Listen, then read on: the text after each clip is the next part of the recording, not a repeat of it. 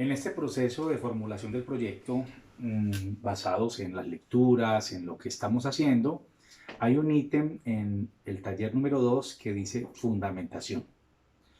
3 puntos.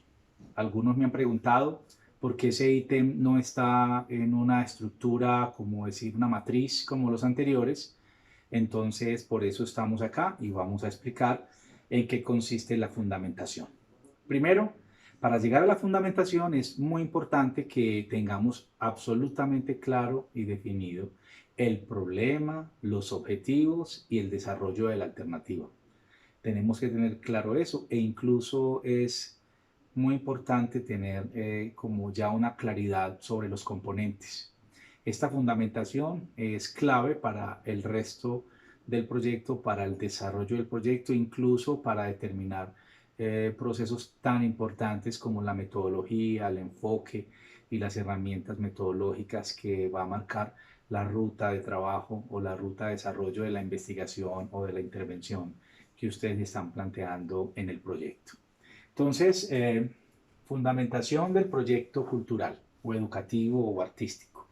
No es que sea lo mismo, se mueven en sistemas distintos, pero de alguna manera nos recoge un área que es clave reconocer. Entonces, con esta metáfora que estoy utilizando en este momento, empezamos a mirar que hacer un proyecto es como construir un edificio.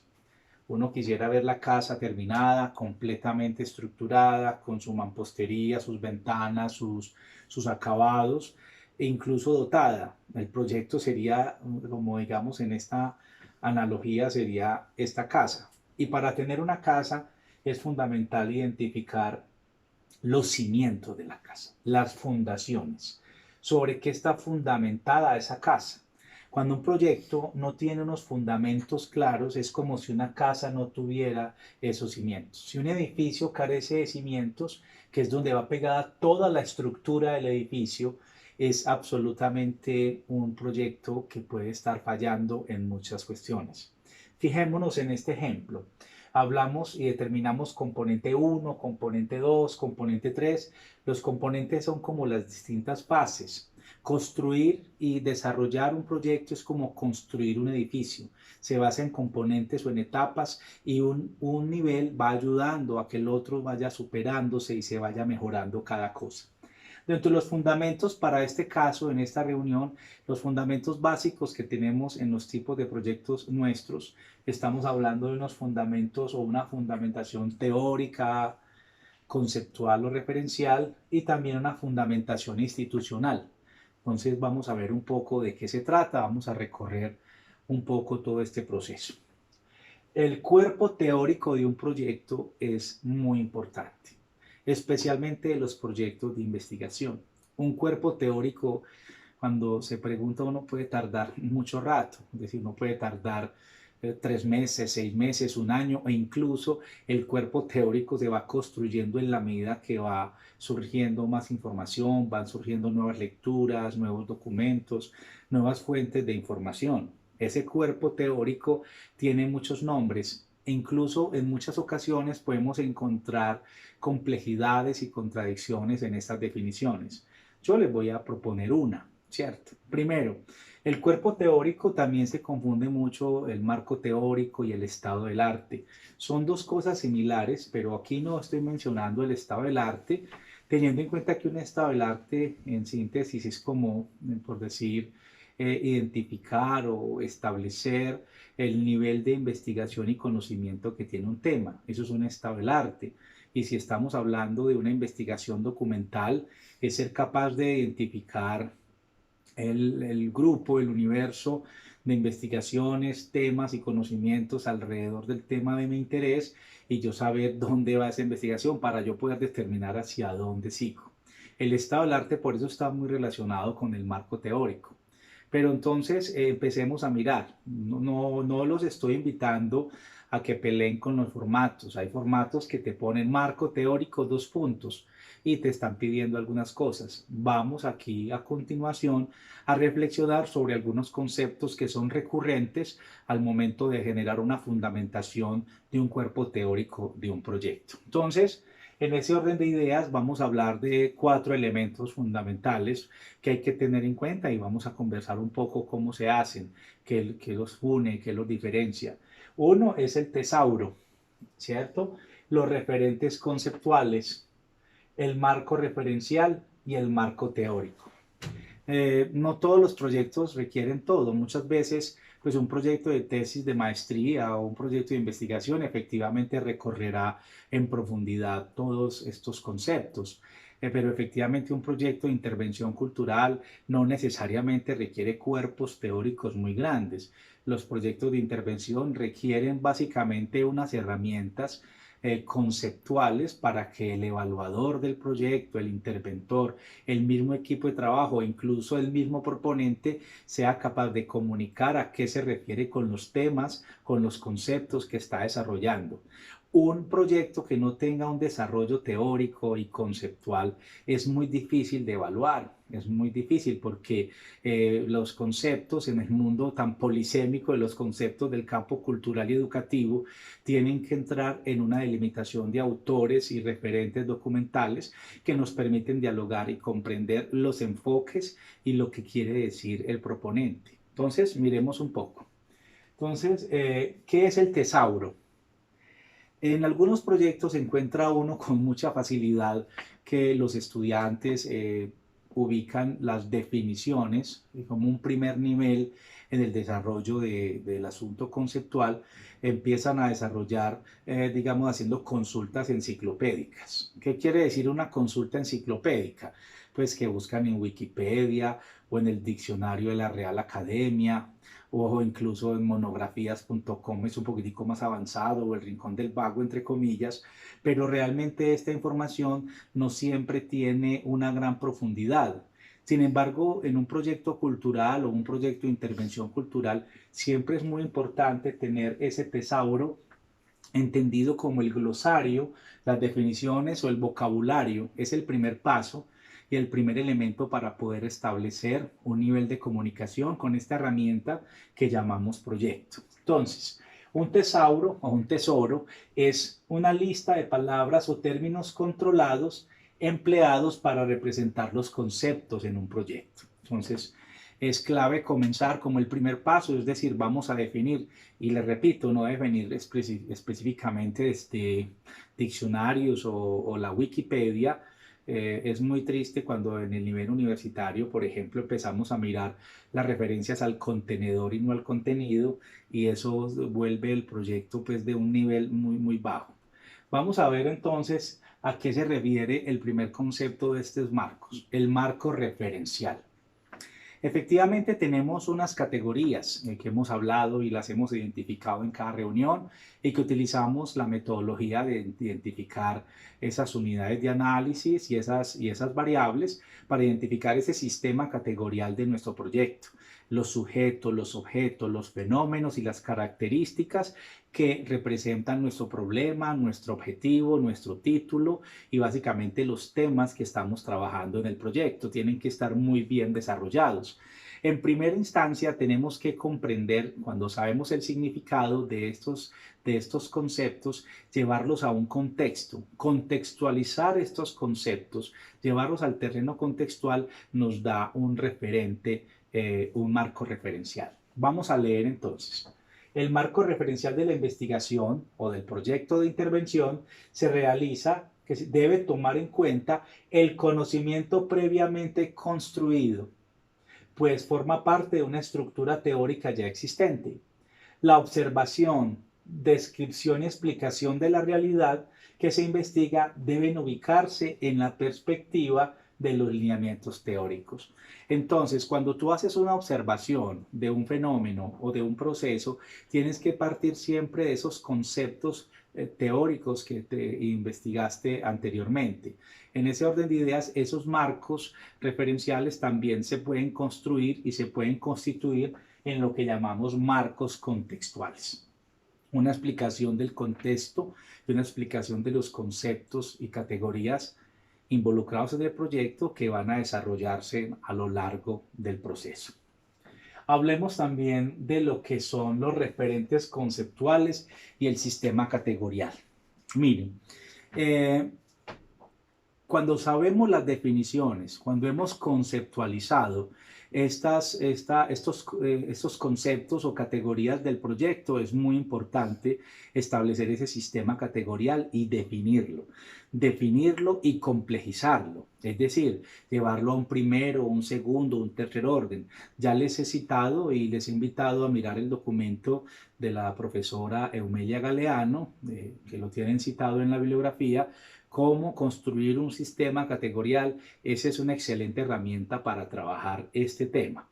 Esto nos ayuda básicamente en la formulación del proyecto porque esos referentes conceptuales son los conceptos que están interrelacionados con los objetos de estudio. También nos dicen que es un conjunto de conceptos que dan sentido a la investigación o a la intervención. Es decir, no nos hablamos, el tesauro nos habla del concepto de pronto independiente, ¿cierto? De pronto el contexto o el marco contextual nos lleva a esos conceptos al contexto, pero estos referentes conceptuales nos explican y conceptualizan lo que queremos decir conceptual y teóricamente con el proceso. Entonces, para eso les he compartido una herramienta a algunos de ustedes, o la comparto en este momento, que es básicamente establecer una columna en la cual establecemos o describimos los principales conceptos, los conceptos más importantes o categorías que están involucradas en nuestro proyecto. Un concepto no es solo una palabra. Por ejemplo, si yo digo educación artística, eso es un concepto, pero si digo educación es otro concepto y si digo arte es otro. Pueden funcionar de manera individual o de manera interrelacionada, dependiendo del interés que tengas tú en el proyecto. Entonces, ponemos la categoría. La primera pregunta, o sea, el primer orden de preguntas es la definición. Y como les decía en el tesauro, sí diría pues de alguna manera el tesauro, es clave establecer el autor. Por ejemplo, si yo estoy haciendo un proyecto y para mí el tema de violencia, estoy trabajando la violencia, que es un tema pues recurrente hoy, ¿qué tipo de violencia estoy trabajando? Estoy trabajando violencia estructural, estoy trabajando violencia directa, violencia indirecta, a qué me refiero con el resultado de la violencia, quién es víctima, todo ese tipo de cosas hay que definirlo desde unos autores que sean legitimados y que sean efectivamente verificables. Entonces, aquí aparece una información que es clave. Puede ocurrir, yo voy a dar otro ejemplo, que yo escuché el concepto en clase a un profesor, absolutamente válido, pero si ese concepto tiene que estar vuelto documento, me explico, ya es la información que pueda ser verificada, es decir, el profesor puede decirlo, pero es importante saber si ese profesor y tú lo quieres citar o ese amigo o tu colega lo quiere citar, es importante que la información haya sido publicada, que haya una fuente documental para poder verificar, porque en este proceso de creación en el campo artístico, en el campo educativo, en el campo cultural, somos muy dados a crear distintas categorías. Como decía ayer un ejemplo, un estudiante hablaba de heterodoxia o hablaba de polifonía. Y si yo identifico la polifonía en las artes escénicas, es distinto a la polifonía que podemos interpretar en la música o en las polifonías que podemos interpretar en una información documental. Entonces, yo lo que les propongo es establecer acá el concepto, una primera definición. Aquí podemos en segundo orden establecer una relación o explicación de estas categorías relacionadas y ser capaz como de plantearlas y resolver qué significan y al final ser capaz de complejizar en preguntas de tercer orden que sean mucho más elaboradas. Entonces, vamos a jugar con algún ejemplo para podernos darnos a entender. Vamos a jugar con el ejemplo del proyecto, se me viene a la mente un proyecto como el tema de derechos de autor, derechos conexos, propiedad intelectual, ¿cierto? Entonces aquí, por ejemplo, podemos hablar de derechos de autor, derechos conexos, propiedad intelectual, podemos hablar de un grupo focal específico, podemos hablar de las artes vivas, podemos hablar de la performance o el performance. Entonces yo identifico acá las categorías que quiero investigar, acá las describo y aquí las empiezo a relacionar. Por ejemplo, en este nivel puedo hacer una pregunta que puedo resolver ya en un segundo orden. Ejemplo, ¿cómo son las relaciones o cómo se manifiestan o se expresan el derecho o los derechos de autor en las expresiones artísticas vivas como en la performance. Eso ya es una pregunta que interrelaciona varias de las categorías y la respuesta va a necesitar un desarrollo conceptual. E incluso puedo llegar a niveles más interesantes. Ejemplo, parto de una reflexión que une y complejiza más. Dentro de las artes vivas está el performance y dentro del performance está la creación colectiva. ¿Cómo se puede resolver el tema de la propiedad intelectual y de los derechos de autor en artes efímeras, vivas y precisamente colectivas? Ese tipo de preguntas terminan volviéndose cada vez más complejas.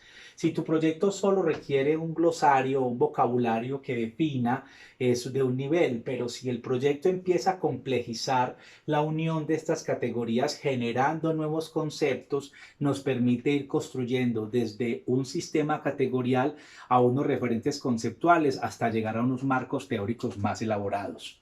Entonces, aquí vamos a mirar algo que vale la pena. Llegamos al marco teórico, ¿cierto? Entonces, un marco teórico, en esencia, para muchos autores incluso te ponen referentes conceptuales, marco teórico en un mismo nivel. Tienen cierta razón. Yo, ¿qué les voy a recomendar como en términos de facilitar esta discusión? Unos referentes conceptuales hacen un ejercicio de conceptualización, es decir, construye esos conceptos basados en teorías y en autores ya reconocidos. El marco teórico profundiza ese calado y dice, el marco teórico es una etapa. ¿A dónde voy?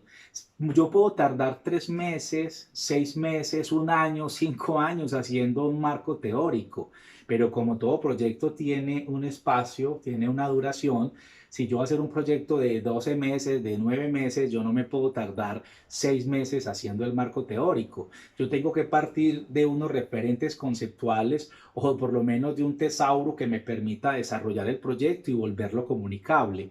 Incluso muchas veces en nuestros grupos de investigación, en nuestras organizaciones culturales, hemos hecho un cuerpo teórico que vamos alimentando con cada proyecto en la medida que el proyecto va avanzando, vamos profundizando en ese proceso. Entonces, aparece el marco teórico, vamos a leer, dice, el marco teórico es la etapa en que reunimos información documental para confeccionar el diseño metodológico de la investigación, es decir, el momento en que establecemos cómo y qué información recogeremos, de qué manera la analizaremos y aproximadamente cuánto tiempo demoraremos.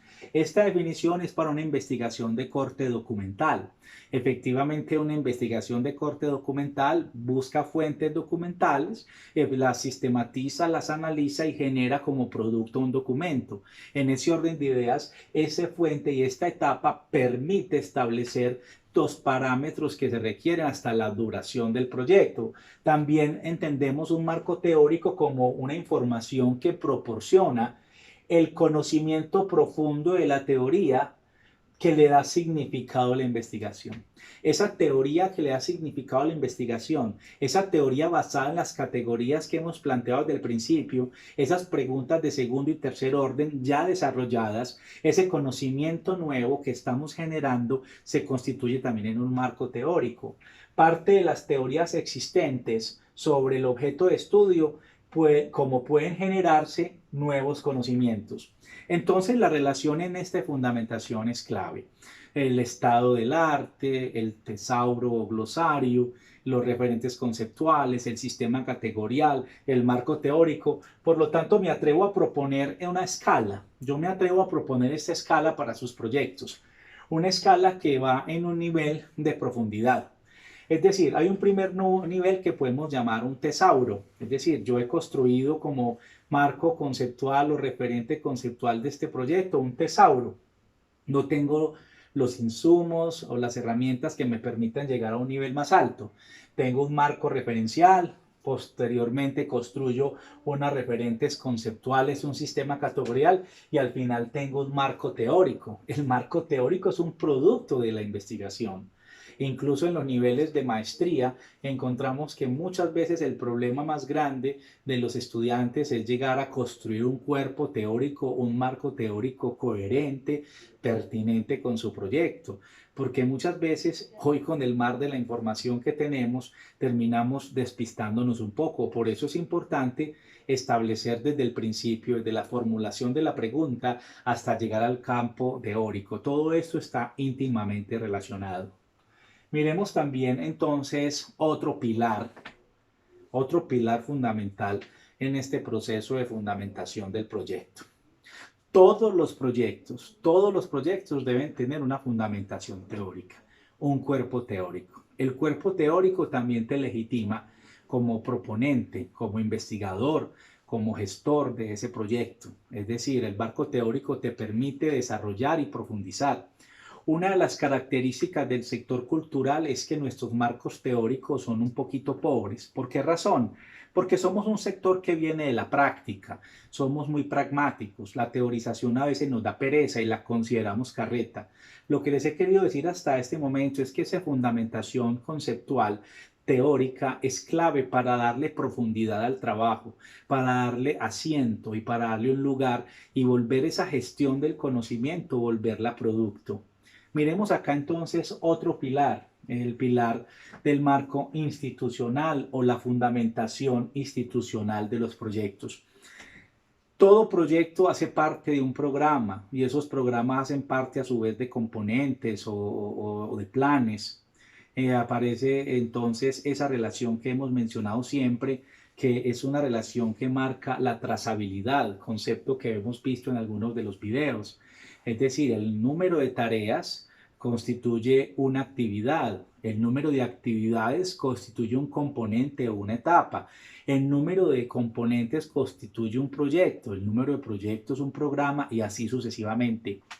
Los proyectos están en un sistema generalmente institucional. Cuando el proyecto no está en un sistema institucional, es una idea y yo mismo puedo crear la institucionalidad alrededor del proyecto. Me explico. Gestionar un proyecto sin institucionalidades es válido y puede existir, pero es clave para la mayoría de proyectos comenzar con este análisis. Entonces, en el taller número 1 pudimos percibir dentro de los primeros renglones quién es el destinatario del proyecto.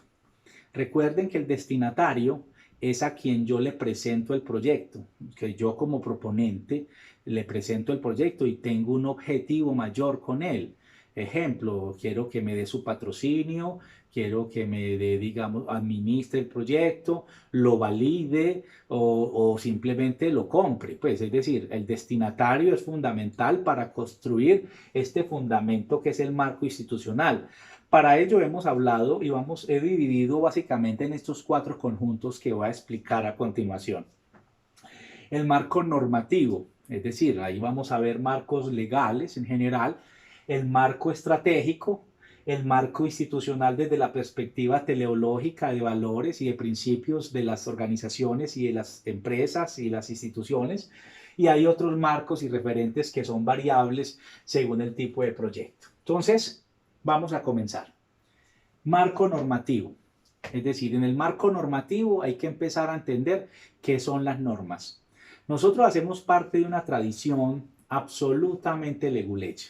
Es decir, para nosotros la ley es fundamento de lo cotidiano. Es más, vamos a hacer un análisis. La mayoría de proyectos culturales en nuestro contexto son financiados y patrocinados por el Estado. La mayoría. Incluso cuando miramos los presupuestos de lo que son los desarrollos desde el sector privado y el sector asociativo, no se comparan con la bolsa de recursos y con la ejecución que el Estado realiza. En ese orden de ideas, la normatividad legal es fundamental conocerla. La Constitución política. La Constitución política es por excelencia un documento cultural. Sus principios, sus 10 primeros artículos son absolutamente claros. Marca los derechos culturales. En la Constitución política puedes encontrar artículos sobre propiedad intelectual, derechos de autor, libertad de expresión, acceso a la cultura, a la investigación, a la ciencia, a la paz, hablan de democracia. Es decir, empezar un ejercicio para identificar la Constitución sería tema de una materia entera. pero la Constitución tiene unos marcos normativos fundamentales para muchos de nuestros proyectos y vale la pena estudiarla, conocerla y relacionarla con nuestros proyectos. Aparecen las leyes. Colombia tiene una cantidad de leyes importantes en el campo artístico y cultural. De hecho, Colombia dentro del conjunto de países de América Latina cuenta con una normatividad importante. No solamente la ley de cultura o la ley 1185, tenemos una cantidad de normas que incluso me atrevería a pensar que muchas de estas normas que están en el papel porque a veces no hacemos el ejercicio democrático de hacer funcionar estas normas. Entonces hay que entender y conocer cuáles leyes y cuáles son los decretos que aplican para cada proyecto.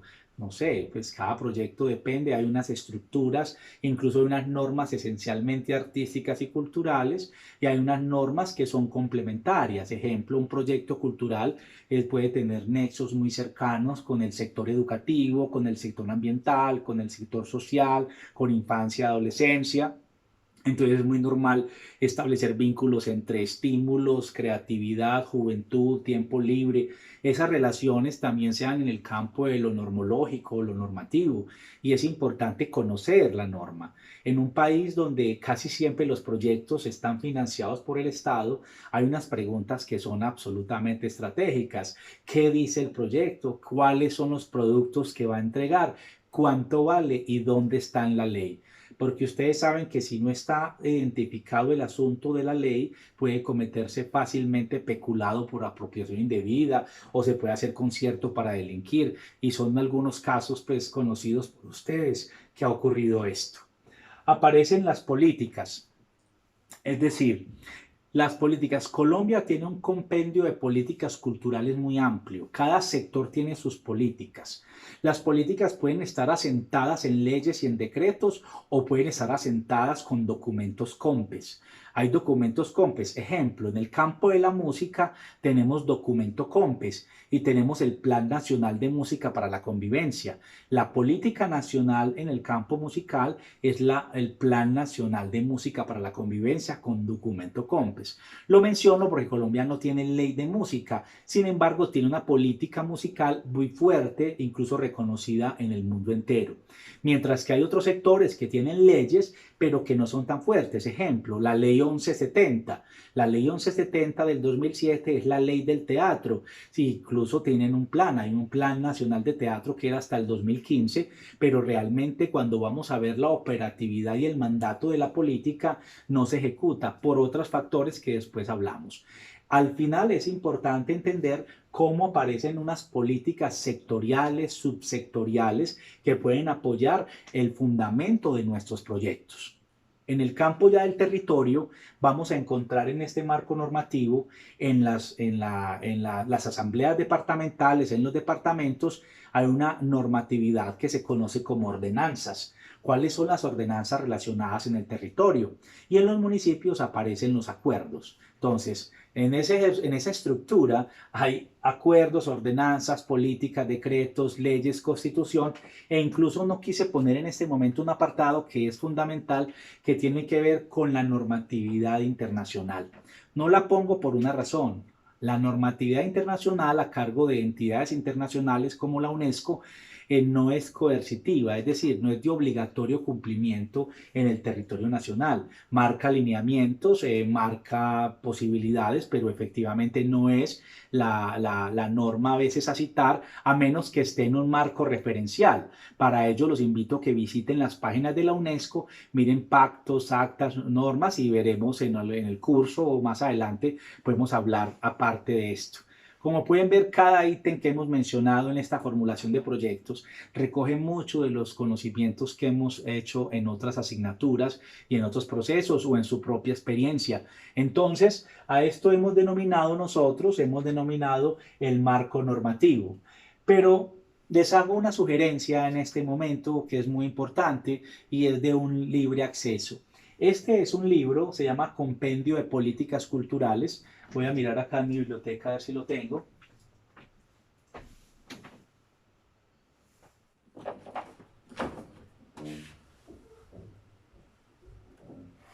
No lo veo.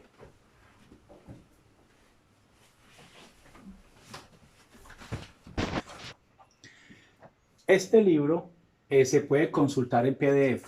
Es un verdadero directorio telefónico. Colombia es un país leguleyo por excelencia. Entonces, en este libro ustedes pueden encontrar las políticas de todos los sectores. Todos los sectores tienen las políticas. La vigencia de este libro es muy interesante. Fue publicado en el 2010. Se trabajó en la década del 2002 al 2010 y tiene una participación bastante interesante de muchos de los gestores culturales de las regiones y el país. Recuerden que entre el 2001 y el 2010 tuvimos el Plan Decenal de Cultura, el Plan Nacional de Cultura. ¿Qué quiere decir? Estos referentes normativos son absolutamente claves. Pero se preguntan, ¿estamos en el 2020? Pues sí, la mayoría de estas políticas siguen siendo vigentes porque no han sido modificadas. Incluso muchas políticas que están hoy en boga, como la Ley Naranja o la política de emprendimiento e industrias culturales, tiene un fundamento importante en la política que aparece acá. Entonces, los invito a que conozcan esos documentos. Aparece el compendio de legislación cultural, donde yo diría que el 80% de las normas que plantea son vigentes. La lectura es interesante. Estos parecen directorios telefónicos, pero uno empieza a ubicar y encuentra elementos que son claves para cualquier proyecto, para estructurarlo y darle un fundamento jurídico, legal, normativo a esas iniciativas que ustedes tienen. Entonces, ¿cómo las consulto? Todo esto aparece hoy en PDF. Usted pone Compendio de Políticas Culturales de Colombia, PDF, clic, clic y le aparece. O pone Compendio de Legislación Cultural de Colombia, PDF, y le aparecen. Aparece también la posibilidad de indagar en diferentes páginas de las dependencias. Hoy es muy fácil dentro del mundo de la virtualidad. El acceso a la información es posible desde la comodidad de tu casa. Tú puedes construir este marco normativo consultando las páginas de las distintas entidades, instancias, organismos. Tú puedes identificar en tu consejo municipal archivos de acuerdos municipales relacionados, puedes consultar muchos procesos solamente a un clic de distancia. Dentro del marco estratégico es fundamental, es decir, el marco institucional tiene unos marcos estratégicos. El marco estratégico, los planes de desarrollo. Yo debo identificar mi propuesta, mi problema, mi proyecto en el marco de la institución que tengo como destinataria. Si es una entidad pública, tengo que mirar el plan de desarrollo. Esos planes de desarrollo se hacen a 4 años, tienen sus líneas estratégicas, tienen sus programas, tienen sus proyectos. Y yo debo identificar en el marco del territorio cuál es el lugar de mi proyecto en ese conjunto. Entonces, también las empresas privadas, por supuesto, son expertas en planeación estratégica, planeación táctica, identificar la información para que nuestro proyecto sea pertinente en ese lugar. Aparecen entonces la mirada a los planes en conjunto, pero también hay que mirar que esos planes también se vuelven planes de acción de las dependencias. Las secretarías y los institutos descentralizados tienen planes de acción, los cuales se deben consultar en el caso que mi proyecto esté dirigido hacia una institución de estas, una dependencia, una secretaría, una subsecretaría, un departamento, un instituto, etcétera. Deben tener planes de acción. Los planes sectoriales hacen referencia a los planes específicos. Hay que indagar el plan de cultura, el plan de desarrollo local, hay que establecer si hay plan de artes plásticas, si hay plan de artes escénicas, si hay plan de literatura, plan de juventud, plan de turismo, porque esto varía de acuerdo a los proyectos. Recuerden que estamos en un Estado social de derecho y básicamente estos estados generan, recuerden la ley 152 que hablan de la obligatoriedad de la planeación y de la planificación en todos los sectores. Absolutamente importante también hablar del sector artístico y cultural. Y qué no decir del sector educativo, que es uno de los sectores más planificados de todos los del sector y la esfera pública. Líneas y sectores estratégicos. Muchas veces yo puedo mirar no solamente el plan de acción, sino la línea y el sector estratégico o llegar al nivel de detalle de estar citando programas, proyectos y metas específicas con los cuales mi proyecto está relacionado. Esto es absolutamente clave, es decir, yo no formulo un proyecto ni hago una fundamentación solo desde mi idea abstracta. El proyecto tiene que aterrizarse y fundamentarse en distintos elementos como estos.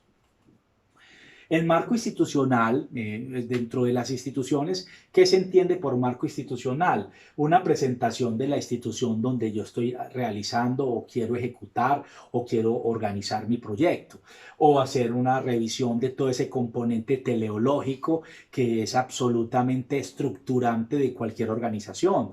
El componente teleológico es el que da la identidad y marca la filosofía y los principios de cualquier organización, y muchas veces los proyectos están relacionados con esa misión, esa visión, los valores, la política de calidad, los perfiles, o incluso básicamente están relacionados con todo el componente.